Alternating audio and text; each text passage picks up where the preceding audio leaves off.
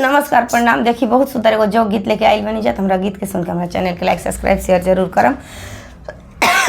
Comment box में जरूर बताएं गीत कैसा लागल है। गर्मी के दिन गला सूख जाता है।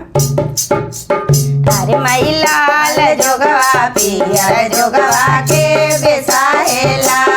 अरे माई लाल जोगवा पियर जोगवा के बेसाहेला।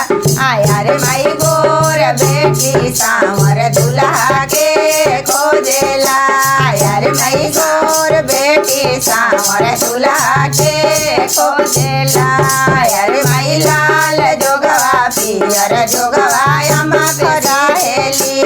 अरे माई लाल जोगवा पियर जोगवा अम्मा बेसाहेली। अरे माई गोर बेटी सांवर दुल्हा पापा खोजेले।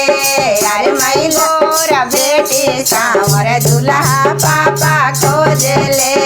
अरे माई लाल जोगवा पियर जोगवा के बेसाहेला। अरे माई लाल जोगवा पियर जोगवा के बेसाहेला। अरे माई गोर बेटी सांवर दुल्हा के खोजेला। अरे माई लामा बेटी नाचा दुल्हा के खोजेला। अरे माई लाल जोगवा पियर जोगवा चाचा बेसाहेली। अरे माई लाल जोगवा पियर जोगवा भाभी बेसाहेली। अरे माई लामा बेटी नाचा दुल्हा चाचा बेसाहेले। अरे माई लामा बेटी नाचा दुल्हा चाचा बेसाहेली। अरे माई लाल जोगवा पियर जोगवा के बेसाहेला।